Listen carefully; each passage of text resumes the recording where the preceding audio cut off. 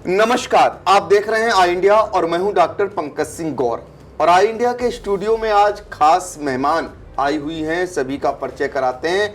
आप अक्सर टीवी पर देखते होंगे और दरअसल समाजवादी पार्टी का जोरदार ढंग से पक्ष रखते हुए और समाजवादी पार्टी महिला सभा की तरफ से बहुत सारे आंदोलनों में आपको देखा जाता होगा। राष्ट्रीय प्रवक्ता जूही सिंह जी, आपका स्वागत। नमस्कार, बहुत धन्यवाद। देखिए, आपने देखा होगा पीडीए का नारा देकर उत्तर प्रदेश में कमाल करने वाली समाजवादी पार्टी की नजर अब पीडीए महिलाओं के सम्मेलन को लेकर लगी हुई है। आज सीतापुर के हरगांव में और रिंकी सिंह द्वारा आयोजित पीडीए महिला सम्मेलन में भाग लेने के लिए जूही सिंह जी पहुंची हुई थी।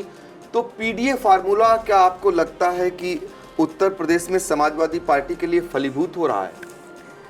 पिछड़ा, दलित, अल्पसंख्यकों, आधी आबादी और जो हमारे राष्ट्रीय अध्यक्ष जी कहते हैं कि अगड़ों में भी जो हाशिए पर खड़े हैं, हमेशा समाजवादी पार्टी ने उनके लिए काम किया है और निरंतर लोकसभा में हमने अपना प्रदर्शन देखा। इन सभी वर्ग के लोगों ने बहुत मैं कहूँ कि विश्वास से समाजवादी पार्टी को जिताया। अयोध्या जिताया, चित्रकूट जिताया, श्रावस्ती जिताया, ऐसे बड़े बड़े ताकतों को हमने हराया।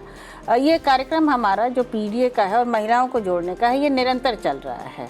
आज हर गांव में इसी सिलसिले में एक बहुत ही बेहतरीन पंचायत का आयोजन हुआ, जिसमें महिलाएं और युवा, साथ ही बुजुर्ग भी बहुत संख्या में उन्होंने सहभागिता की। अच्छा जूही सिंह जी, आप तो लंबे समय से समाजवादी पार्टी से जुड़ी हैं और समाजवादी पार्टी के लिए आप अक्सर देखते हैं कि आपको पक्ष रखते हुए महिलाओं को लेकर बहुत सारे लोग सवाल भी करते हैं कि समाजवादी पार्टी से महिलाओं का कम झुकाव रहता है। आप कैसे जोड़ पाएंगी? ऐसा लोग प्रचलित करते हैं। समाजवादी पार्टी में एक ऐसी पार्टी है जिसने हमेशा महिलाओं को अपना अधिकार दिया है, सहभागिता दी है और हमारी आवाज़ भी उतनी ही मजबूती से, चाहे वो नेताजी थे, चाहे अब आदरणीय अखिलेश यादव जी हैं, उतनी ही मजबूती से पहुंचती है। साथ ही हम भागीदारी देते हैं। लोकसभा में भी आपने देखा होगा बहुत सारी महिलाओं को टिकट मिला और अभी जो उपचुनाव की लिस्ट निकली है उसमें भी महिलाओं की भागीदारी हमने सुनिश्चित की है। तो कहने को आप कोई भी नरेटिव बना सकते हैं, वो सही हो ये ज़रूरी नहीं है। भारतीय जनता पार्टी का अब क्या लगता है आपको? उत्तर प्रदेश में उपचुनाव होने हैं, आपको लगता है कि उपचुनाव को लेकर भारतीय जनता पार्टी की क्या स्थिति रहने वाली है? और खासकर आपकी अपनी पार्टी के 6 प्रत्याशी घोषित हो गए, 4 पर अभी मामला अटका हुआ है, तो क्या लगता है कि वो 4 समझौते के तहत छोड़ी गई या अभी उसमें भी समाजवादी पार्टी अपने कुछ और प्रत्याशी उतारेगी? हमारे राष्ट्रीय अध्यक्ष जी हर गठबंधन को निभाया है, चाहे वो बसपा का हो, चाहे जो प्रीवियसली हमारा कांग्रेस से हुआ था। आज भी इंडिया गठबंधन मजबूत है और शीर्ष नेतृत्व की उस पर बातचीत हो रही है। मुझे लगता है कि जल्दी ही प्रत्याशी घोषित हो जाएंगे। साथ ही भारतीय जनता पार्टी के बारे में मैं ये कहूँगी कि उन्होंने शायद एक अपने आप को इस भ्रम में डाल दिया था कि चुनाव जीतना ही लक्ष्य है, जनता के लिए काम करना लक्ष्य नहीं है। ये ट्रिपल इंजन की सरकार, केंद्र की सरकार, तीसरा टर्म है भारतीय जनता पार्टी की उत्तर प्रदेश में सरकार, एक भी काम ज़मीन पर जो उन्होंने उतारा हो, ये हमें बता दें कि जनता उनको क्यों वोट करे और वो क्यों सत्ता में रहे। अच्छा, आप देखा कि जेपी एनआईसी को लेकर जिस तरीके से 2 सालों से दंगल चल रहा है और सपा मुखिया अखिलेश यादव जो चाहते हैं वो कहीं ना कहीं कर भी ले रहे हैं। पिछली बार दीवार फांद कर अंदर पहुंच गए, माल्यार्पण कर लिया। इस बार मूर्ति को आवास के बाहर ला करके माल्यार्पण कर लिया। तो कौन हार रहा, कौन जीत रहा? सरकार ऐसा कर क्यों रही? पंकज जी, आप तो बहुत ही परिपक्व, आपकी पत्रकारिता में एक छवि है।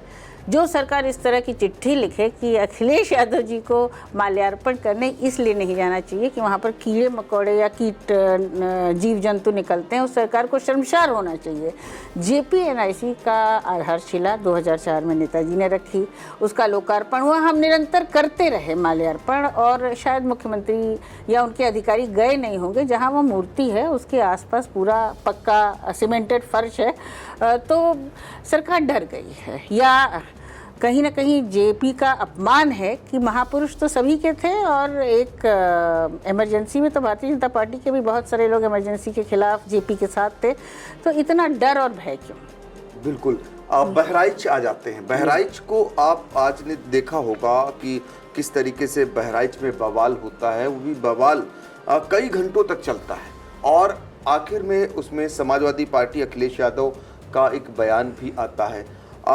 सरकार कहती है योगी सरकार की दंगा मुक्त उन्होंने बनाया प्रदेश को, हमारे राज्य में कोई ऐसी घटना नहीं हुई। बहराइच को क्या मानती, इस घटना को आप क्या मानती? बहराइच की मैं हूँ और महसी मेरा घर है।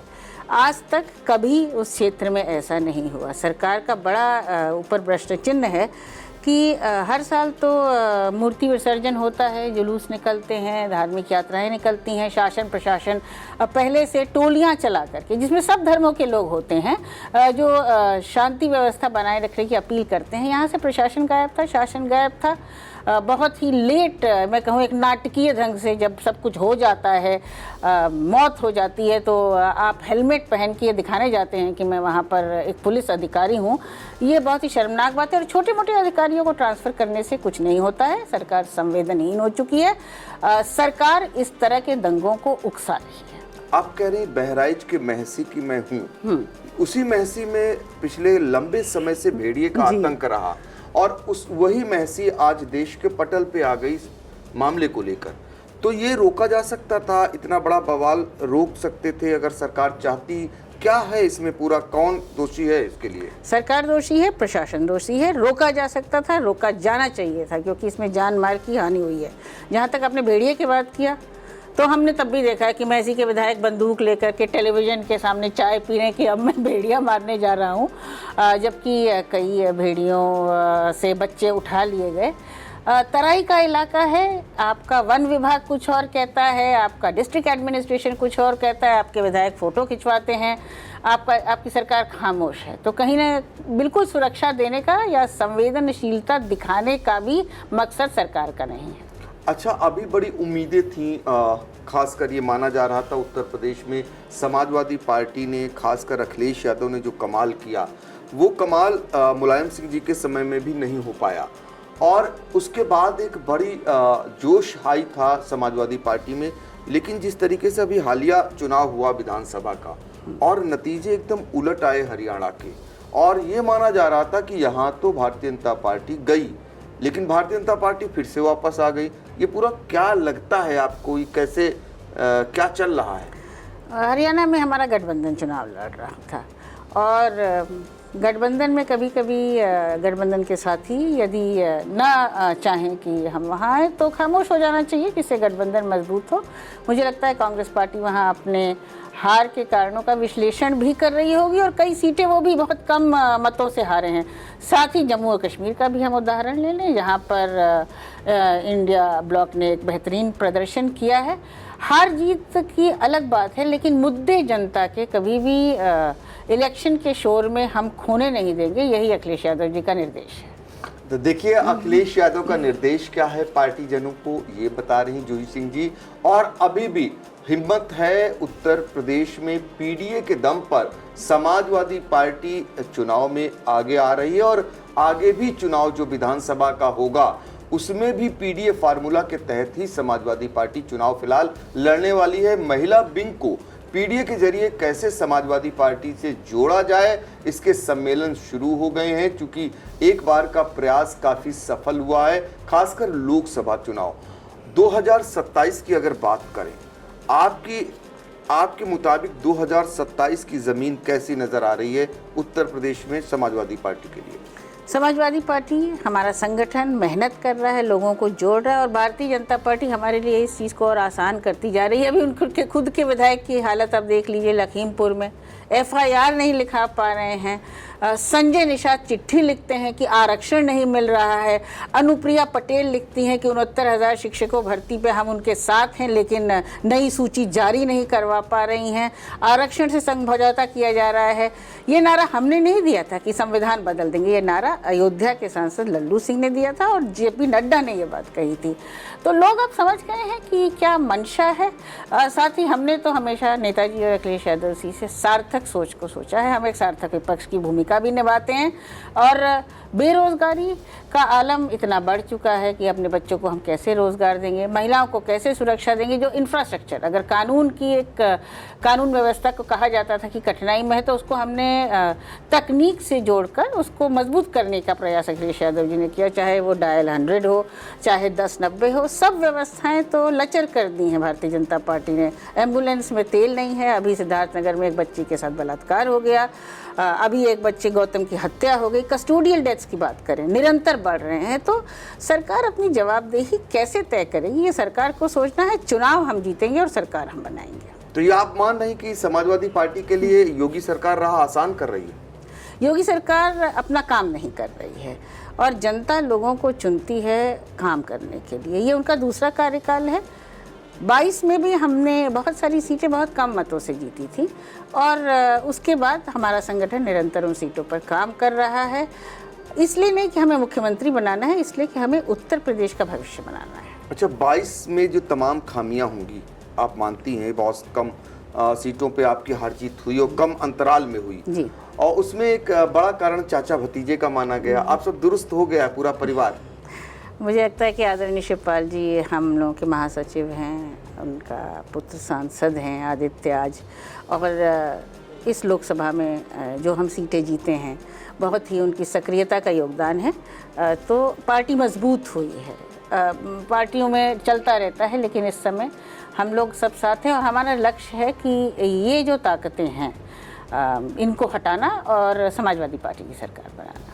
मेरा आखिरी सवाल, समाजवादी पार्टी से आप महिलाओं को जोड़ने का काम कर रही हैं, उनके हक और हुकूक को उठा रही हैं। आगे महिलाएं उम्मीद करेंगी कि सरकार में रहकर आप, जब आपकी सरकार बने और जूही सिंह जी उनकी वकालत करें, तो सीधे सीधे तौर पर चुनाव लड़ेंगी, आप आएंगी, मैदान में आना चाहेंगी? पंकज जी, अगर राष्ट्रीय अध्यक्ष जी का निर्देश होगा तो जरूर आऊँगी। मैं चुनाव पहले लड़ भी चुकी हूँ और बहुत दिग्गज नेता कलराज जी के खिलाफ लड़ चुकी हूँ। तो ये डिसीजन अखिलेश यादव जी का है कि कौन चुनाव लड़ेगा और कौन चुनाव लड़ाएगा और कौन प्रचार करेगा। और समाजवादी पार्टी में कोई भी कार्यकर्ता इस पर कोई विरोध के स्वर आपको सुनाई नहीं देंगे, क्योंकि हमारा लक्ष्य इन ताकतों को हटाना है। बिल्कुल। तो देखिए, जूही सिंह जी जिनको आप अक्सर बड़े टीवी चैनलों पर देखते होंगे और सीतापुर पहुंची हुई थी और आई इंडिया के स्टूडियो में तमाम बातों का जवाब उन्होंने बखूबी से दिया। और आने वाले समय में समाजवादी पार्टी की चुनाव में क्या स्थिति रहने वाली है, कैसे योगी सरकार उनके लिए राह आसान कर रही है, बहुत सारी बातों को लेकर आपने बातचीत की। हम उम्मीद करेंगे आगे भी आप यूं ही बातचीत के लिए उपलब्ध रहा करेंगी और जब भी सीतापुर आएंगी हम लोग जरूर बातचीत करेंगे। बहुत धन्यवाद।